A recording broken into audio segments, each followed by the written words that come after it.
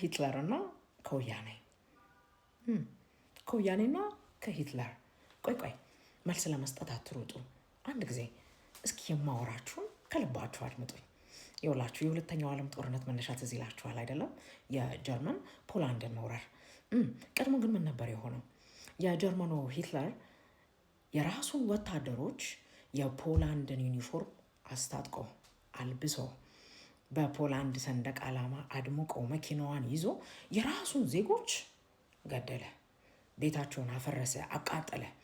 ከዛም ለዓለም ሁሉ እወቁልኝ አለ። ልብ አድርጉ፣ ፖላንድ እያደረገች ያለችውን በሀገሬ ሕዝብና በሀገሬ ላይ ተመልከቱ፣ ፍረዱኝ አለ። ኋላም የዓለም ሕዝብ አላዋቂ ሳሚ እንዲሉ እንዴት አደርጋለች ብሎ ጥርስ ነከሰባት። ኋላም ይችን ካደረገ በኋላ ፖላንድን ሄዶ ወረረ። የዛን ጊዜም እንግዲህ ፖላንድ ተወንጅላ ተወግታም በዛ ላይ የዓለም ሁሉ ፍርድ በእርሷ ላይ ሆነ። ደግ አረጋት ይበላት አሉ። ልክ እንደዚህ ወያኔ የሀውዜን ህዝብ ላይ ያደረገውን ታውቆ ኖሯል። ለምሳሌ እኔ ስለ ሀውዜን ሲነሳ ሰኔ 15 የሰማዕታት ቀን ተብሎ የሚከበረው ማለት ነው የደርግ የጦር ጀቶች ገበያ መሃል ንጹሐንን የቀጠቀጡበት፣ የቀቀሉበት፣ የገደሉበት ጥቁር ቀን አድርጌ ነበር ለረዥም ጊዜ የምመለከተው። ግን ምንድን ነው ሀፕን ያደረገው? እውነቱ የትኛው ነው? በወቅቱ የዓለም አቀፍ ሚዲያዎች በሙሉ ከ1800 እስከ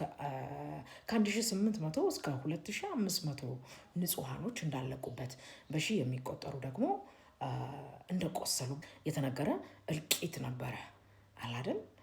የፈለገ ለደርግ ስስ ልብ ቢኖራችሁ ለኢትዮጵያዊና ለኢትዮጵያዊነትና ለኢትዮጵያ ያደረገውን የምታውቁ ብትሆኑም ይሄን ስትሰሙ መቼም መደንገጣችሁ አይቀርም። ልክ እንደኔ ሰው በፍርድ ቤት ሂደቱ ከተመለከታችሁ ለእኔ ግራ የሚያጋባኝ የነበረው ወደ 5 የሚደርሱ ታላላቅ የጦር መኮንኖች በዚህ ጉዳይ ላይ ተከሰው ነበረ። የሞት ፍርድም ተፈርዶባቸው ነበር። ኋላ ላይ ግን ቆየት ብሎ የእድሜ ልክ እስራት እንዲሆን ተሻሻለላቸው። የጥያቄ ምልክት አታረጉ? ለምን? ነገሩ አሁን እዚህ ላይ ነው የሚመጣው። አንድ መጽሐፍ ወጣ፣ የኢትዮጵያ አየር ኃይል ኮሎኔል አስፋው አለኸኝ የሚል መጽሐፉ ስለ ሀውዜን በደንብ አድርጎ ያብራራል። እንዲሁም ሆነ ይላል፣ ተከሰን የቀረብነው የአየር ኃይሎች ሀውዜንን በአየር ደብድባችኋል የሚል ስለነበር ክሳችን በወቅቱ ለክሱ ማጠናከሪያ የቀረበ ቪዲዮ ነበረ። አንድ የጦር ጀት በሰዓት 1000 ኪሎ ሜትር ያክል ፍጥነት አለው። በዛ ፍጥነት የሚበርን አውሮፕላን ወይም የጦር ጀት እንዴት አድርገው ነው የቀረጹት? ክቡር ፍርድ ቤት ይመልከቱ። የጦር ጀቱ ገና ከመምጣቱ በፊት ሲመጣ ከመነሻው ያሳያል፣ ሲደመድምም ያሳያል። ታዲያ ይሄንን ወይ እውቀት ኑሮ አስቀድሞ ካሜራ ደግኖ ካልሆነ በስተቀር እንዴት ይቻላል? ምክንያቱም በዚህ ፍጥነት ተወርውሮ የሚመጣን የጦር ጀት ካለፈ በኋላ ድምፁን እንጂ የምትሰማው ማየት አትችልምና። ሁለተኛ የቀረበው ቪዲዮ 17 ቪዲዮዎች ተቀጣጥለው ኤዲት ተደርገው የተሰራ ቪዲዮ ነው። ይሄንን ደግሞ እኛ ባለሙያዎች ነንና እናውቃለን። ለዚህ ከቻሉ መልስ ይስጡ። ባይሆን የጀት አብራሪ ፓይለቶችን ገዝተዋቸው ከሆነ ይንገሩን። ካልሆነም ደግሞ ቪዲዮቹ እንደሚያሳዩት ከሆነ የሌላ ሀገር የጦር ጀት የስልጠና ጊዜ ያሉ ቪዲዮዎችን ቀጣጥለው ሊሆን ይችላል እንጂ እንደምን በዚህ እንከሰሳለን ብለን ጥያቄ አቀረብን። ለነገሩ እንዲያውም በዚህ መከሰስ ካለበት መከሰስ ያለበት የወያኔ ጉዴሌና ጦር ነው። ምክንያቱም ደግሞ መንግስት እያሳደደ ሲያባረራቸው ሆን ብለው ሮጠው የሚሰገሰጉት የነበረው አብያተ ክርስቲያናት ውስጥ ነው።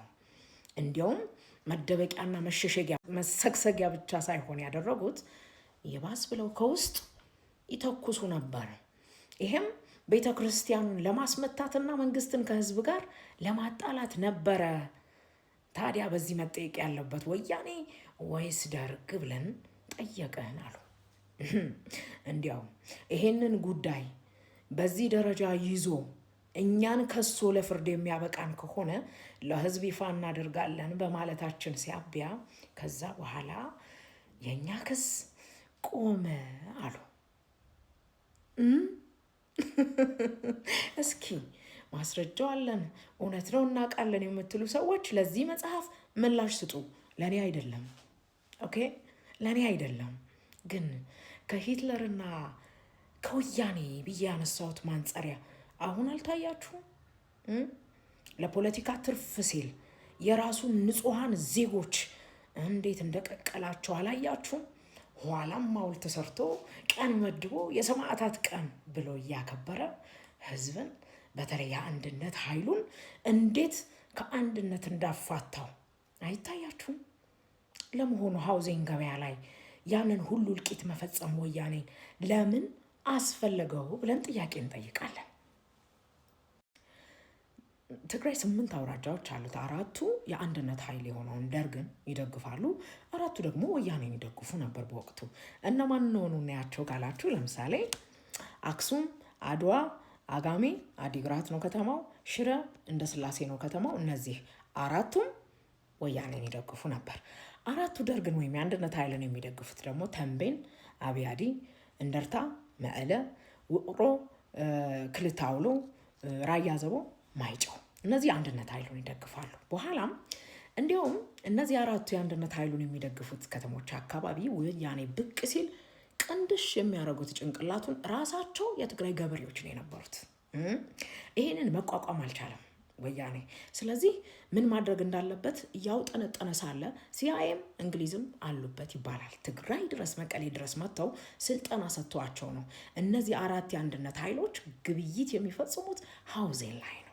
ስለዚህ ሃውዜን ላይ ቦምብ በመጣል ህዝቡን በመግደልና በመፍጀት አያችሁ፣ እኛ ብንነግራችሁ አልሰማላችሁ፣ ደርግ ማለት እንዲህ ነው፣ ለእናንተ የማያስብ የማይጨነቅ እርኩስና ጭራቅ የሆነ መንግስት ነው በማለት ታጣሉታላችሁ ተባለ። የተባለውን አደረጉ። ከዛ በኋላ እነዚህ 4 የአንድነት ኃይል የነበሩ ከተሞችና አካባቢ ገበሬዎች በሙሉ እባካችሁ ዘገያችሁ፣ ወያኔ ሆይ ቶሎ ነይ ብለው መማፀን ጀመሩ።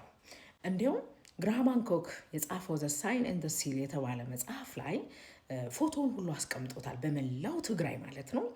በትልልቅ ከተሞችም ትንሽ ከተሞችም ሳይቀር ከፍ ያለ ቤት እንኳን ካላቸው አንድ ፎቅም ይሁን ምንም ይሁን ከፍ ያለ ቤት እንደየሰፈሩ ማለት ነው አንድ ፎቶ ተለጥፎ ነበር። እሱም የኮሎኔል መንግስቱ ኃይለማርያም ፎቶ ነው። ከንፈሩ በጣም ወድሎ ፊቱ በጣም ጭራቅ መስሎ እኔ ጀግናው መንግስቱ ኃይለማርያም 4 ሚሊዮን ወንበዴዎችን ፈጅኋቸው ይላል።